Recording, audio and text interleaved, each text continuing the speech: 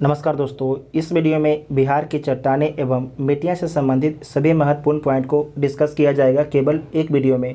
तो आप सभी लोग वीडियो को ध्यान से देखिएगा और इसके जितने भी पॉइंट हैं सारे पॉइंट को एटलस के माध्यम से डिस्कस किया गया है ताकि आपको याद करना आसान हो जाए। ये आपके बिहार स्पेशल का पार्ट 4 है।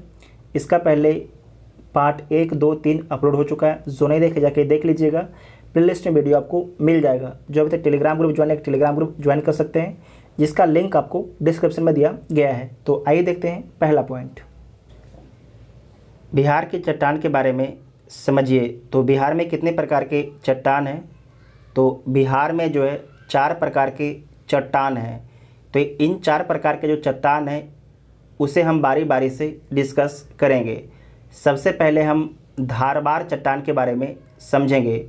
जो धारबार चट्टान है इसका निर्माण बिहार में सबसे पहले होता है। जो धारबार चट्टान है इसका निर्माण बिहार में सबसे पहले होता है। इसका मतलब है कि बिहार का सबसे पुराना चट्टान कौन है? तो धारबार चट्टान बिहार का सबसे पुराना चट्टान है। इसका निर्माण कब होता है? तो प्री कैम्ब्रियन काल में जो है धारबार चट्टान का निर्माण होता है। इसका विस्तार दक्षिण पूर्व बिहार में जो है धारबार चट्टान का विस्तार है। किन किन डिस्ट्रिक्ट में इसका विस्तार है? तो मुंगेर, जमुई, नवादा, गया, औरंगाबाद, नालंदा, शेखपुरा, लखीसराय, इन सभी डिस्ट्रिक्ट में जो है धारबार चट्टाने का विस्तार है। आपको सिंपल भाषा में हम एक बात बोले तो रोहतास और जो कैमूर डिस्ट्रिक्ट है, रोहतास और कैमूर डिस्ट्रिक्ट के छोड़ के जो है बिहार के दक्षिणी डिस्ट्रिक्ट के लगभग सभी इलाके में जो है धारबार चट्टान का विस्तार है। साथ ही आपको ध्यान रखना है कि जो धारबार चट्टान है ये जीवाश्म रहित है और इसमें कौन कौन सा खनिज पाया जाता है? तो कोबाल्ट, मैग्नीज, अबरक, क्रोमियम के निक्षेप, सोना इत्यादि पाया जाता है। आपको ध्यान होगा कि बिहार के जमुई डिस्ट्रिक्ट में जो है भारत का सबसे बड़े स्वर्ण भंडार मिला है। तो धारबार चट्टान के बारे में आप समझ गए होंगे। उसके बाद है विंध्यन समूह की चट्टान के बारे में समझिए। विंध्यन समूह की चट्टान के बारे में समझना है। इसका भी निर्माण आपके प्री कैम्ब्रियन काल में होता है, लेकिन धारबार जो चट्टान है इसके बाद में होता है। जो धारबार चट्टान है इसके बाद में होता है। यहाँ पर इसने गलती लिख दिया है कि सबसे पुराना चट्टान कौन है। तो सबसे पुराना जो चट्टान है धारबार चट्टान है और सेकेंड वाला कौन है? तो विंध्यन समूह की चट्टानें हैं। पहला जो सबसे पुराना कौन है? धारबार है। सेकेंड आपके विंध्यन समूह की चट्टानें हैं और इसका विस्तार जो है दक्षिण पश्चिम बिहार में है। जो विंध्यन समूह की चट्टानें हैं इसका मेनली विस्तार रोहतास और कैमूर डिस्ट्रिक्ट में है। रोहतास और कैमूर डिस्ट्रिक्ट में इसका विस्तार है। और आपको ध्यान रखना है कि जो विंध्यन समूह की चट्टानें हैं ये भी आपके जीवाश्म रहित है। और जो विंध्यन समूह की चट्टानें हैं यहाँ पर ज़्यादातर सीमेंट उद्योग स्थापित है। ज़्यादातर यहाँ पर जो है सीमेंट उद्योग स्थापित है। उसके बाद नेक्स्ट पॉइंट है टर्सरी या बलित चट्टानें। सबसे पहले कौन बना था? तो सबसे पहले धारबार चट्टान, उसके बाद विंध्यन, तीसरा में कौन है? तो टर्सरी या बलित चट्टानें। ये हिमालय तराई क्षेत्र में पाई जाती है। और किस डिस्ट्रिक्ट में जो है टर्सरी बलित चट्टाने का विस्तार है? तो पश्चिम चंपारण में जो है टर्सरी बलित चट्टानों का आपके विस्तार है। साथ ही आपको ध्यान रखना है कि इसका निर्माण कब से कब तक होता है? तो मायोसीन से प्लेस्टोसीन युग तक जो है टर्सरी या बलित चट्टाने का निर्माण होता है। जो सोमेश्वर की पहाड़ी है इसी इलाके में स्थित है। जो सोमेश्वर की पहाड़ी है इसी इलाके में स्थित है। इसका मतलब क्या होगा कि जो सोमेश्वर की पहाड़ी है इसका भी निर्माण जो है टर्सरी या बलित चट्टाने से हुआ है। टर्सरी या बलित चट्टाने से जो है सोमेश्वर श्रेणी का निर्माण हुआ है। साथ ही आपको ध्यान रखना है कि जो सोमेश्वर श्रेणी है उस इलाके में जो है खनिज तेल का भंडार है। उसके बाद है चौथा चट्टान कौन है? तो क्वाटनरी चट्टान है। क्वाटरनरी चट्टान है जो हिमालय एवं छोटा नागपुर के पठारी क्षेत्र में पाया जाता है। जो क्वाटरनरी चट्टान है, यहाँ पर ऊपर में देखिए, जो हिमालय और छोटा नागपुर के जो पठार है उस इलाके में पाया जाता है क्वाटरनरी चट्टान। फिर से बोलते हैं, जो क्वाटरनरी चट्टान है ये आपके हिमालय और छोटा नागपुर पठार के क्षेत्र में पाया जाता है और इसका निर्माण जो है प्लेस्टोसीन से होलोसीन युग में होता है। जो क्वाटरनरी चट्टानें हैं इसका निर्माण जो है प्लेस्टोसीन से होलोसीन युग तक इसका निर्माण होता है। साथ ही आपको ध्यान में रखना है कि जो पूरा आप देख रहे हैं ये जहाँ जहाँ पर आपके धारबार चट्टान है, विंध्यन समूह की चट्टान है और आपका है तरसरी चट्टान, इसे छोड़ के बाकी इलाके में जो है क्वाटरनरी चट्टान का ही विस्तार है, मतलब कि जो जलोढ़ मृदा है उसका ही विस्तार है। ठीक है, तो साथ ही आपको ध्यान रखना है कि जो जलोढ़ मृदा है इसका निर्माण कैसे हुआ है, तो तेथिस सागर के अवसादों तथा गंगा व सहायक नदियों के द्वारा लाए गए अवसाद के निक्षेप से ही जो है उत्तरी बिहार और दक्षिणी बिहार के कुछ इलाके का निर्माण हुआ है। साथ ही आपको ध्यान रखना है कि जो ये इलाका है बहुत ही उपजाऊ है, ये जो इलाका है बहुत ही उपजाऊ है, इतना आपको ध्यान में रखना है। उसके बाद नेक्स्ट पॉइंट है कि जो कोयला, सर्वाधिक जो कोयला है किस चट्टान में पाया जाता है, तो गोंडवाना चट्टान में जो है सर्वाधिक कोयले पाए जाते हैं। सर्वाधिक खनिज किस चट्टान में पाया जाता है, तो धारबार चट्टाने में जो है सर्वाधिक खनिज पाए जाते हैं। एक बार दोबारा देख लीजिए, ये आपके धारबार चट्टान है, इधर आपके विंध्यन समूह की चट्टान है, ऊपर में टर्सरी या बलित चट्टाने हैं, उसके बाद है क्वाटरनरी चट्टाने हैं। इतना आपको याद हो गया होगा। जो धारबार चट्टान है इसका विस्तार भी आप देख चुके हैं, मुंगेर, जमुई, नवादा, गया, शेखपुरा, लखीसराय, औरंगाबाद, इन सभी डिस्ट्रिक्ट में जो है धारबार चट्टान की विस्तार है। उसके बाद है जो विंध्यन समूह की चट्टान है, इसका विस्तार जो है कैमूर और रोहतास में विंध्यन समूह की चट्टाने का विस्तार है। उसके बाद है जो टर्सरी चट्टान है, जो बलि चट्टान है, इसका विस्तार पश्चिमी चंपारण में है। बाकी जो क्वाटरनरी चट्टान है, जहाँ पर इन तीनों चट्टान का विस्तार नहीं है, वहाँ पर जो है क्वाटरनरी चट्टान का विस्तार है। इतना बात में आपको ध्यान में रखना है। बिहार की मिट्टी के बारे में समझिए। तो सबसे पहले जो बिहार का मिट्टी है इसका निर्माण जो है कैसे हुआ है, तो आपको ध्यान रखना है कि जो बिहार है इसे दो भागों में कौन बांटती है, तो गंगा नदी जो है बिहार को दो भागों में बांटती है, उत्तरी बिहार और दक्षिणी बिहार। तो जो उत्तरी बिहार है उसका निर्माण जो है कैसे हुआ है, इसे नोट कीजिएगा आप सभी लोग।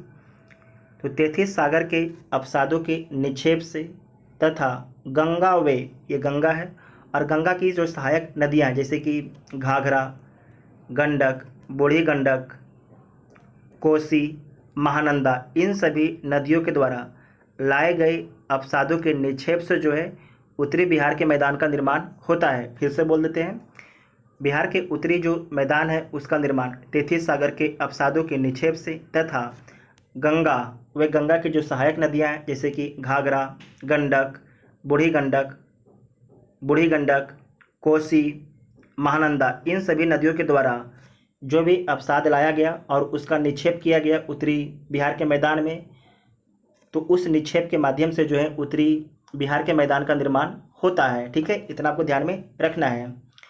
उसके बाद दक्षिण जो बिहार का मैदान है इसका निर्माण कैसे होता है, जो दक्षिण बिहार की मिट्टी है उसका निर्माण कैसे होता है, तो उसका निर्माण जो है दक्षिण बिहार की बहुत सी नदियाँ जैसे कि करमनासा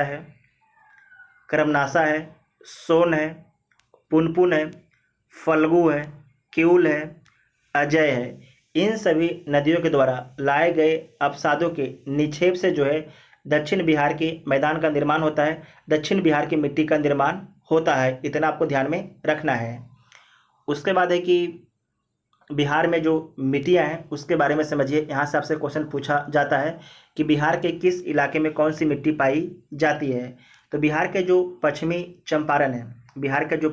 चंपारण है, वहाँ पर कौन सी मिट्टी पाई जाती है, तो पर्वत पदीय मिट्टी पाई जाती है। एक बात को आपको और ध्यान रखना है कि जो आपकी सोमेश्वर श्रेणी है किसका भाग है, तो जो शिवालिक पर्वत है उसी का भाग है सोमेश्वर पहाड़ी। तो अब देखिए जो आपकी पश्चिम चंपारण है, पश्चिम चंपारण में जो है पर्वत पदीय मिट्टी का विस्तार है, साथ ही उत्तर पश्चिम भाग में जो है स्थित है। जो आपकी पर्वतपदीय मिट्टी है ये कहाँ पर स्थित है, तो उत्तर पश्चिम बिहार के भाग में स्थित है। और जो पर्वतपदीय मिट्टी है इसे हिमालयन मिट्टी भी बोला जाता है, इसे जो है हिमालयन मिट्टी भी बोला जाता है। और जो मिट्टी होती है कंकरीली और पथरीली ये मिट्टी होती है और कम उपजाऊ होती है, इसमें उपज बहुत ही कम होता है। जो पर्वतीय मिट्टी होता है उसमें उपज बहुत ही कम होता है। साथ ही आपको ध्यान रखना है कि जो पर्वतपदीय मिट्टी है यहाँ पर जो है भाबर क्षेत्र का जो भाबर क्षेत्र है उसका विस्तार है, भाबर क्षेत्र का विस्तार है। जो भाबर क्षेत्र होता है वहाँ पर नदियाँ क्या हो जाती है, विलुप्त हो जाती है। ठीक है, जहाँ पर भाबर क्षेत्र होता है वहाँ पर नदियाँ विलुप्त हो जाती है। साथ ही आपको ध्यान रखना है कि जो पश्चिमी चंपारण है यहाँ पर जो है पिडमॉन्ट स्वैप मृदा भी पाई जाती है। ये बीपीएससी का पूछा हुआ सवाल है। पिडमॉन्ट स्वैप मृदा भी कहाँ पर पाई जाती है, तो पश्चिमी चंपारण में ही पाई जाती है, उत्तर पश्चिम बिहार में पाई जाती है। साथ ही आपको ध्यान रखना है कि जो सोमेश्वर पहाड़ी है इसका भी विस्तार जो है पश्चिमी चंपारण में भी जो पश्चिमी चंपारण है वहीं पर आपके सोमेश्वर पहाड़ी का भी विस्तार है। उसे हम अगले वीडियो में जो पहाड़ी है बिहार का उसे हम अगले वीडियो में डिस्कस करेंगे। उसके बाद नेक्स्ट है ये आपके तराई मिट्टी। जो तराई मिट्टी है ये करीब 10 से 15 मीटर एक चौड़ी पट्टी है तराई मिट्टी का। ये उत्तर नेपाल के सीमावर्ती क्षेत्र में है। जो चंपारण से किशनगंज तक इसका विस्तार है। जो तराई मिट्टी है इसका विस्तार जो है चंपारण से कहाँ तक है, तो इसका विस्तार जो है चंपारण से किशनगंज तक है। और इसमें धान, जूट, गन्ने इत्यादि की खेती की जाती है। शिवालिक पर्वत के पर्वतीय भाग है, शिवालिक पर्वत के जो है पर्वतीय भाग है तराई मिट्टी। साथ ही आपको ध्यान रखना है जो तराई मिट्टी है ये कैसी है, अम्लीय है। जो तराई मिट्टी है ये कैसी है, अम्लीय। इसे नोट कीजिएगा, ये पूछा जा सकता है आपके एग्जाम में। उसके बाद नेक्स्ट है बांगर मिट्टी। ये देखिए जो बांगर मिट्टी है इसका विस्तार, ये आपकी बांगर मिट्टी है जो सफ़ेद वाला है। बांगर मिट्टी, जो बांगर मिट्टी है इसे क्या बोला जाता है, इसे पुरानी जलोढ़ मिट्टी भी बोला जाता है।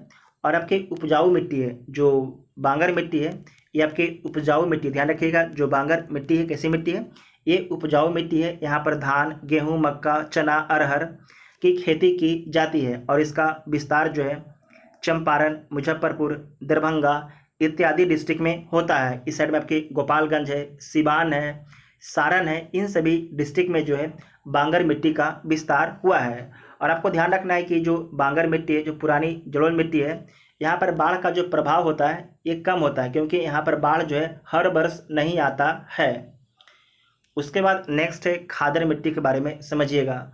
जो खादर मिट्टी है इसे बलसुंदरी भी मिट्टी बोला जाता है। आपको ध्यान रखना है, आपसे पूछेगा ना सिर्फ कि जो बिहार में 2 प्रकार की मिट्टी है, एक है बलसुंदरी मिट्टी, एक है बलथर मिट्टी। तो जो बलसुंदरी मिट्टी है किस इलाके में पाई जाती है, उत्तरी बिहार में पाया जाता है।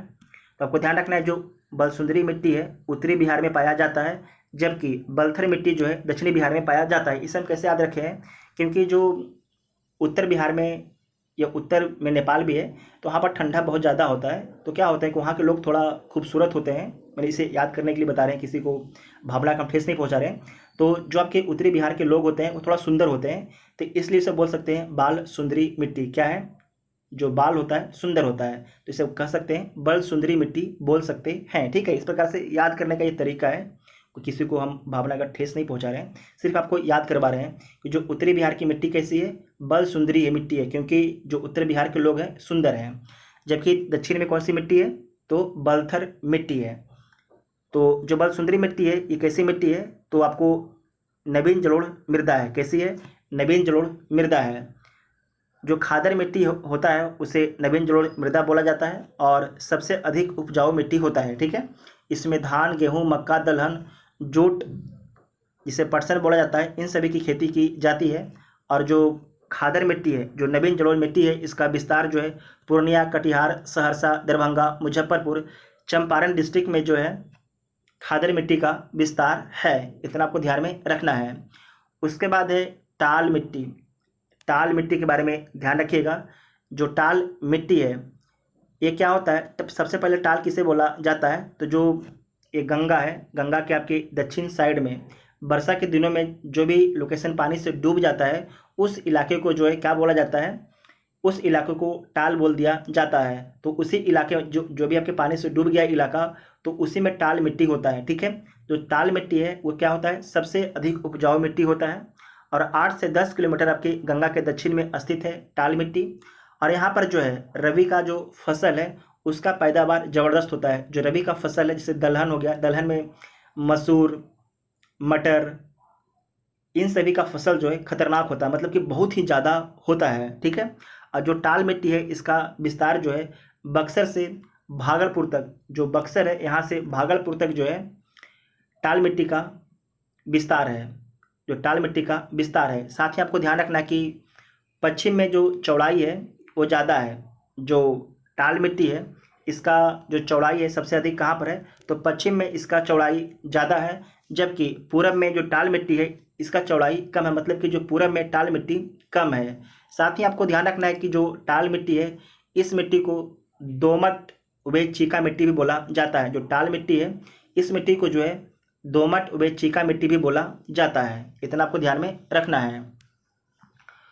उसके बाद यहाँ पर देखिए जो टाल मिट्टी है इसका लोकेशन भी आपको यहाँ पर बनाया गया है। यहाँ पर देखिए कि इस इलाके में टाल मिट्टी का विस्तार है।